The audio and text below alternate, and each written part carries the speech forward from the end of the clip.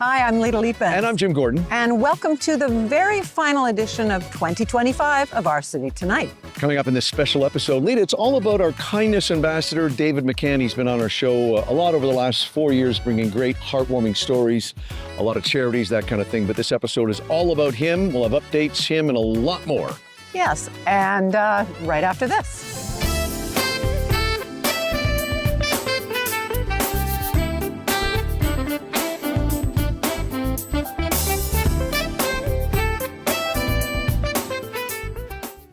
Well, yeah, David, we should say that I was going through the last decade of our show, specifically the last 5 years. You have done more full episodes on our show than anyone else. Thank you for that and congratulations. Really? Yeah, you have. You have done 6 full episodes. And as we always like to say, you came on as 1/4 of an episode back in the summer of 2021. What is great about your shows is that although you like to showcase Creek House, you've done so much stuff about kindness, and we're going to get into that as you always do when you come on our show. But let's talk about Creek House. You have done a lot of shows where you wanted to put the spotlight on tenants here who adore you, are long-term, are always here. I don't see someone come in and leave very quickly. Talk about what Creek House offers, including where we often film with you here at Sandbar. Well, I mean, we have a very interesting collection of shops. We have, of course, the Sandbar restaurant. We have a beautiful little coffee shop. We have Roger's Chocolates. We just interviewed Adele. A lot of our retail tenants represent Canadian artists, artisans, Canadian companies that produce like Canadian art prints, who represent thousands of Canadian artists and artisans. And Granville Island is the second busiest tourist location in Canada. And I think the Creek House in particular really represents Canadian art to that audience. Yeah. And it's family. I mean, they're not just tenants. I mean, I would say 80% of the people that I socialize with are here in the Creek House. The people I go to dinner with, the people I babysit their kids. I'll go into their office. Quite often people give me toys and whatnot.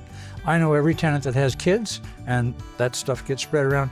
And it's not just about dollars and cents. And I remember when the pandemic hit, like 2 stories.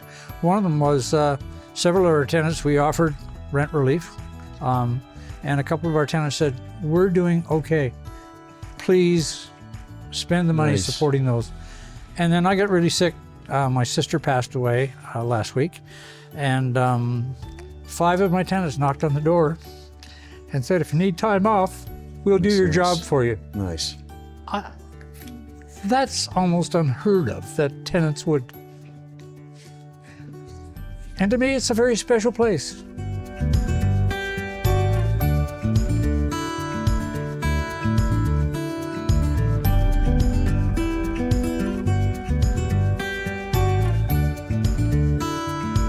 Well, as we wrap up David's look back at Creek House and what goes on here, our newest tenant at Creek House is joining us now, Adele, formerly of South Africa, and she joins us now. Adele, first time on the show, welcome. Thank you so much, Jim. I appreciate you being here. Good to have you. Okay, David's going to ask you. You take it over. Well, let's find out more about your store. Well, you moved from the Creek House into the Creek House from another place on Granville Island. Yep. I'm assuming you're happy here. Well, I don't think there's enough adjectives in the dictionary to explain the happiness of being in Creek House. It's a community on its own. It's incredible. I mean, the compassion between the tenants, David, who's always got our backs and everything, is just incredible. Oh no, 100%, 150% over the moon of being in Creek House. Absolutely. Well, I feel like a Pied Piper with a whole bunch of happy kids behind me most of the time. Well, you know you're doing your job, right? You actually play the piper. We're having you at our New Year's Eve party. Well, tell us the name of your store, and what people can see when they come into that store. So, do we have a few seconds where we tell you what the name means? You can do whatever you want. This is your time to shine. Thanks, Jim. So, I'm the owner of Zadal Jewelry Studio, and we're blessed to be in Creek House and have a fantastic landlord like David. Quit. Zadal Jewelry came from a combination of names, which is actually my husband and my name. And it's Z for Zachariah and Adele for Adele. I said to him, you can have the capital Z, I'm having the rest of it Adele for my name because I'm at the store most of the time. We're a bespoke jewelry store which caters for people that want something different, that want to hear a story, that want to tell their story. and that about it. So we showcase Canadian artists in our gallery. Nice. But above everything, we want our clients to experience a journey in our store and know that when they come there, they're being heard. They're not just being sold an item. I've told my sales associates, if you sell an item, you're fired. You speak to people, you enjoy people, you embrace people that come into the store, and you let them tell you their story and how you want them to react to the jewelry that you're going to be showing them. And through that, we've done that for 32 years, and so far, knock on wood, it's proven well. How do you like being, as you mentioned off the top, in Creek House and on Granville Island in general? You know, it was daunting to start with because it's such a conglomerate of beautiful artistry, and then you've got all the tourists that from every walk, leap, and whatever you want to call it in the world, they come over here. So you've got to be on your game all the time. I love it. From where I came from to where I am now, oh my God, it's leaps and bounds above where I was. It is just insane. It's so nice to be heard and to be appreciated for your contribution that you're giving to the community as well. It's not just a matter of paying rent and you've got a space and you open your door and you operate business. You know that you're being looked after, and that I didn't feel that before. Whereas now, it's home.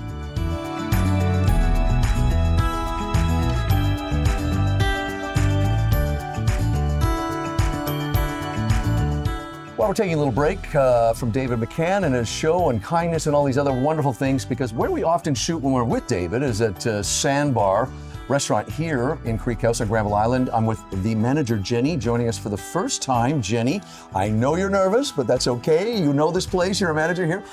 Tell our viewers what they can enjoy here at this great spot, including a spectacular patio that is open all year round? No. Oh, it's not, okay. No. Wintertime, we have Friday to Sunday, according to the weather. Right. So, but it's beautiful, great views. We have great food here. Well, let's talk about some of the food. We dine here quite often when we're filming here, but you have a great cross section of a menu, don't you? Exactly. We have options for everyone. It's not only about seafood. Of course, our seafood is very strong. It's very good. But we also have flatbread. We have burgers. Everything that you want. Delicious chowder is very famous here for us. The chowder is great here, folks, the chowder here. And I will also say, if you're looking for something a little more casual, you said the burger, which is great. You guys make a great pizza. Yes, the flatbread. We have options, mushroom pizza, the truffle mushroom pizza, the margarita. That's excellent. I would also compliment you on your wine selection. You have a good selection, because, I mean, you get people from all over the world coming here, don't you? Yes, we do, and we have a great selection. Our servers are all prepared to give you all the ideas and suggest a good option for you according to your meal. So if you go to a pizza, he will tell you what to do. And yeah. That's excellent. Folks, she did a good job. I know she was nervous, but Jenny, nicely done. It's Sandbar. Come check it out in Creek House. Of course, Creek House is the basis on Granville Island for this episode. Jenny, thanks for doing this. Thank you.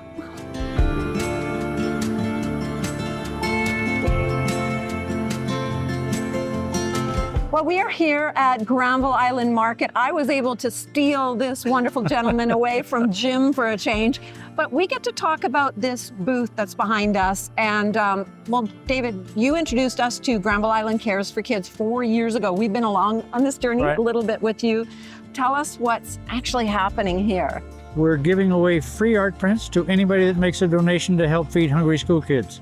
And $5 buys a well-balanced, nutritious meal for a kid.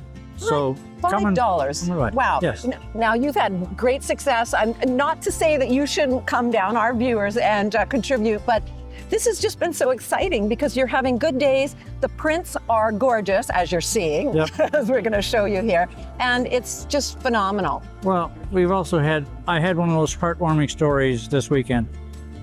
A father and a mother came in with their 2 young sons. They bought 2 prints, so I gave the kids 2 free prints, and I asked them to practice a random act of kindness and give it to their friends or to a neighbor or some kid in the hospital. Away they went. The kids were smiling, the parents were happy. Sunday afternoon, the father made a special trip to Granville Island. Oh. He came over and thanked me, and he said his kids have not stopped talking about doing random acts of kindness since they got home. You are truly a Santa. You are truly an amazing person, David. It's heartwarming. Oh, we're definitely. Oh, I love this man and does so much good for our community. If you don't know David McCann, get to know this wonderful gentleman. And we all do want to mention the CMHC that always Canada are there Mortgage to and help. Housing has very graciously given us numerous times booths like this, and we've raised probably over $150,000, $200,000. Wow. I can't thank them enough. Now, David, I know that you covered this in this show as well, but people can donate all through the year, right? They can. I'm happy to pick their pockets for a good cause any time of the year. And David and his wonderful team will be here at Granville Island Market right up until January 1st. So come on down and support our local community with this wonderful gentleman. We'd love to see you.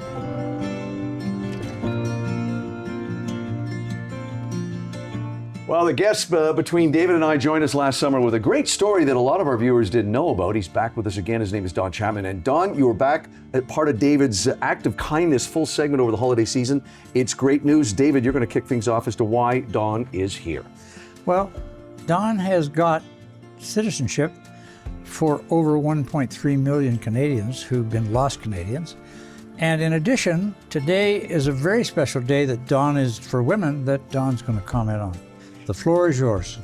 And thank you. Oh, thank you.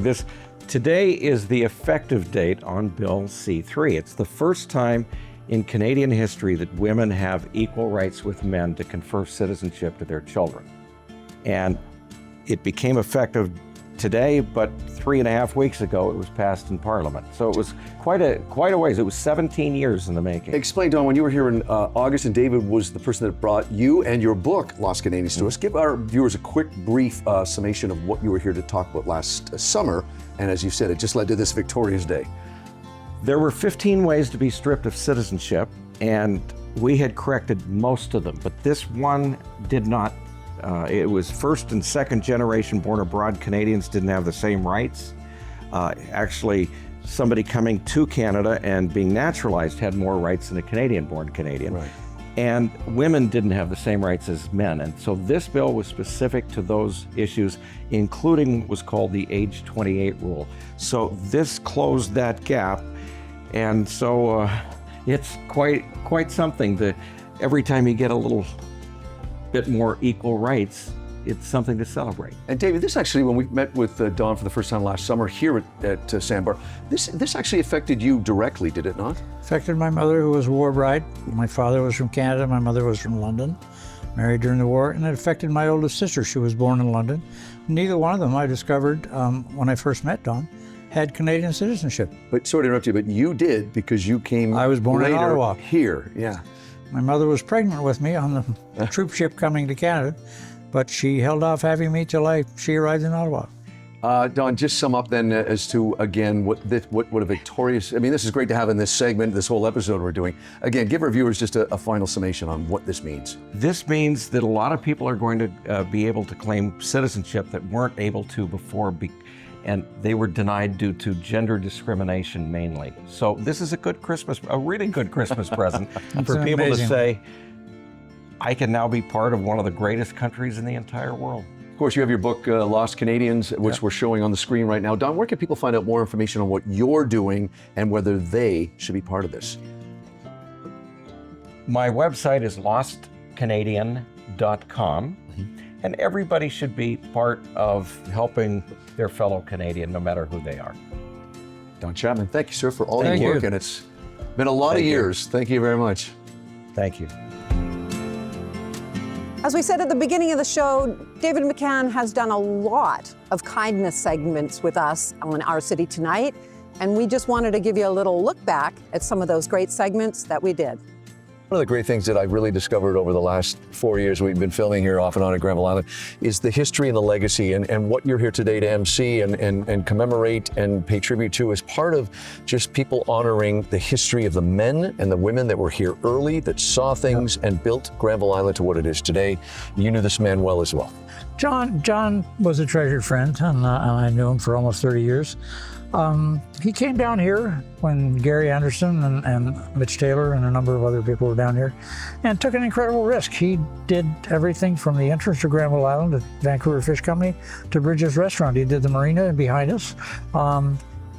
an incredible financial risk, but also an incredible vision. I can help turn this into what is, I think, the #1 people place in Canada. And I said, well, why don't we give something back instead? And the shareholders just jumped on the idea, and we've launched a campaign to raise $1 million to feed hungry kids, not just in Vancouver, but throughout British Columbia in schools. We're the only major industrial country in the world that doesn't have a meals program for kids. Which is shocking. It's shocking. Yeah. We decided that we would start this campaign called Granville Island Cares for Kids, and we're hoping to raise $1 million to buy meals for hungry kids in Vancouver. What you're going to see is the culmination of the kids' hard work over the last year raising their animals, and some of them are bringing them here to go in the 4-H auction. People buy them for themselves. A lot of people buy them and donate them to various food banks and other community groups, and I buy them and give them to a Loving Spoonful. The day is started about 10 this morning. Is artists and artisans and some amazing cooks and chefs that are just putting on this wonderful Ukrainian festival. And then this evening, there's going to be a wonderful talent show. Everything from kids about that high, knee-high to a grasshopper, to some senior citizens. Lou Begoy from CBC's, I forget the name of the show. Anyways, she's an amazing comedian. And we're raising money. 100% of the money is going to help kids who've been affected by the war in Odessa. And as we wrap up talking with David about all the updates on the Random Acts of Kindness, a familiar face on our show, he joins us occasionally. The general manager of Granville Island, Tom Lancaster, is here. Tom, I think this is your 4th appearance on our show through David's segments, and thank you for joining us over this holiday season. You're very welcome. Yep. Well, I just wanted to thank you. I mean, last year we did an event in the public market. We're in the middle of doing it right now this year. And last year we raised 20 grand, enough to buy 4,000 meals to feed hungry kids. And we did that in 5 days. And you very graciously has given us almost 3 weeks. And we've got a couple of people in the match. And hopefully this year we can do 40 or 60 grand and raise, it's just amazing. It's amazing the difference. And I get to go to some of the schools and I get to see some of those kids when they come in to get those meals. And the smiles on their faces, it's worth it. So thank you. Like I could can my speech from last year. It's all you. All we do is provide the space. So no, it's not. No, thank you for doing the work. As I've said previously in the show, it's hundreds of people like you that are prepared to get behind us and say, this is important. I'm willing to say you're welcome, but also thank you. Great. I accept it. Thomas, as we wrap up 2025, can you talk about what kind of year it's been for this island? As we say all the time, Canada's #2 tourist destination, Granville Island. Well, big question. We made some big changes on the island. I think before the end of the year, it's going to be pretty exciting. We've got the Chain Forge mostly leased out, so we got 4 new restaurants with deals done there. The old Emily Carr space should be signed and delivered by the end of the year, so lots of really cool stuff to announce. David's done an unbelievable amount of work on the Granville Island Cares for Kids, and we're getting ready to launch our own charitable foundation as well. It's been a big year. That's great. Yeah. I appreciate you always joining us here to talk about what's going on and for all the support you give this guy. Thank you, Tom. Well, thanks for having me.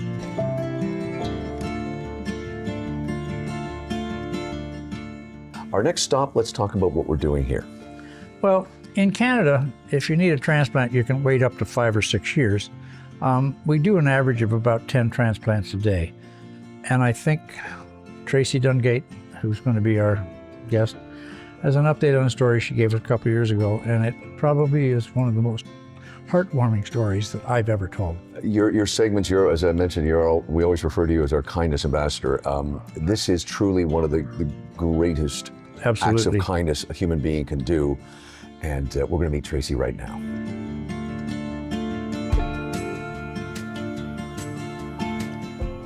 Joining us now is Tracy Dungate. Tracy, thank you for joining us again. I appreciate you being here. Thank you, Jim. You're quite welcome. To our regular viewers, they may recognize you. You were on, as I mentioned to David, a couple of years ago to talk about this story of you and your late daughter. For our viewers, let's just do a little recap on your journey and that of your late daughter. Okay. Well, first of all, my daughter was 36. Her name was Shira. She was married, has 3 beautiful children. And unfortunately, she suffered a brain aneurysm in mid-October of 2019. She was an organ donor. So it was easy for us to make the decision to go ahead with the organ donation because it was so important to her that her kids were already on the registry as well. So we went ahead with the organ donation on October 28th. And we've since gotten letters from a few of the recipients. Mm-hmm. And in one case, we've got to meet the recipient, which is amazing. Yeah, can you talk, and we're going to meet that person in just a second. Can you talk about how that experience was from your side of the equation? Originally, when we first started getting a letter or two from the lung recipient and the heart recipient, it was both exciting and sad at the same time. Sure. But it was wonderful to hear from them. And then in, I believe it was May of this past year, got a letter from the BC Transplant Society saying that the heart recipient would like to meet us. So thus begun the process of getting to meet this lovely lady, which we did in June, I believe. Right here at this restaurant. At this restaurant, yes. And how did it go? It was wonderful. Wow. It was fantastic. I felt a closeness almost immediately, and you know, we converse regularly. She's lovely.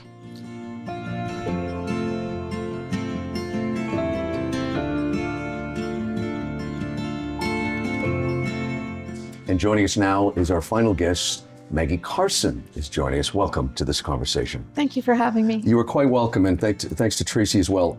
Let's talk about your involvement in this story. And it's important, as I said to Tracy, it's good to see people. This is not a statistic. You are a real person, and you tell us about your involvement in this story. Well, I'm a heart transplant recipient. I received a new heart in October of 2019, 6 years ago.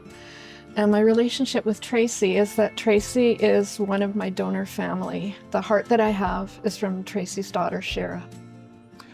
Tracy, jump in here. Again, this is, I said to you, and I'll keep saying this, the beauty that came out of something so tragic. What was your experience like when you first met Maggie, if you don't mind me asking? It was fantastic. We had connected on Facebook, first through the BC Transplant Society, then we connected on Facebook and messaged back and forth a little bit, got to know each other a little bit, and arranged a meeting here at the Sandbar. We had a wonderful day. It was fantastic. I felt a closeness immediately, even before meeting. I did too, and I was really nervous about the meeting because how can you ever be justified in receiving such a beautiful gift? And so I was a little bit intimidated, but as soon as I met Tracy and her family, I just felt so much love coming from them and so much acceptance. We just talked the whole time. It was like we'd known each other for a really long time. Tell our viewers what this has meant to you and your quality of life. Oh, wow, it's been like astronomical. I mean, and basically I've had a second chance at life. I really wouldn't be here now if I hadn't had the transplant, and if Shira hadn't, they hadn't donated the heart to me. Before my transplant, I could barely walk. I could walk a block without getting tired and having to sit down. Now I live a really normal life. I can travel. I've been to Europe. I've been to the Middle East. I play golf. I work out. I support my family. I play with my grandchildren. I'm so thankful for having this heart. It's such a beautiful gift. Tracy, any thoughts? You get the last word on this wonderful story.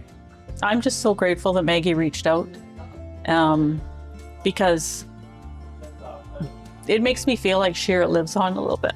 Yeah, going back to what we said about life can be cruel, but it's love and legacy that at the end of the day, that's all that's really left of your time here. So good on your daughter. And I know you said, I want to say that you also, your grandkids are all signed up as well. They are. Shira signed them up when they were babies. It was really important to her, which is why it was an easy decision. When it came to that, it was an easy decision to follow her wishes and let her become an organ donor. Yeah. And I'm excited for the day that they understand enough and get to meet Maggie. Marvelous. Thank you both for being here. This is a difficult but beautiful, something beautiful coming out of something tragic. I appreciate you both being here. Thank you very much, both of you. Thank you. Thank you.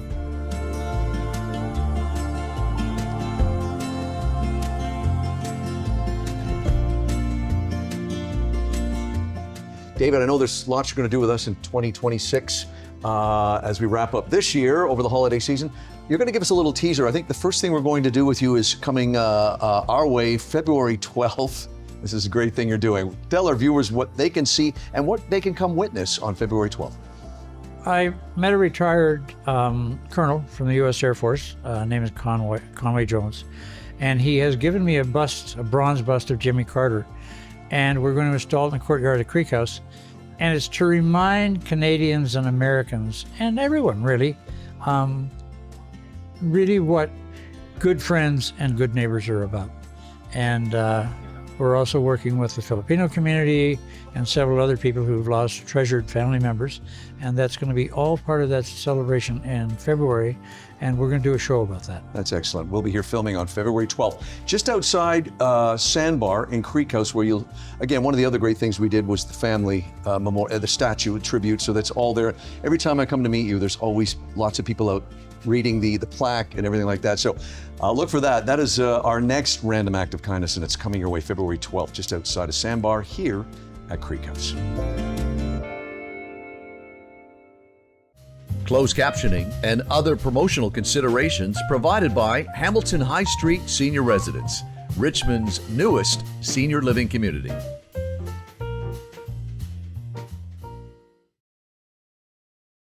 Well, that was a lot of fun, and we really do love David McCann. Yes, thanks to David and all the people that he's involved with that we bring to you. On this last episode of 2025, we will remind you one more time to check out our website. It's ourcitytonighttv.com. When you're there, check out our YouTube channels. And please, we'd love it if you like and subscribe. So for the last time in 2025, I'm Jim Gordon. I'm Lita Leapins. We'll see you in the new year on Our City Tonight. Visit ourcitytonighttv.com for all the latest episodes, segments, and our new podcast. And please be sure to like and subscribe. The Richmond Sentinel, providing news, entertainment, and human interest stories in print and online.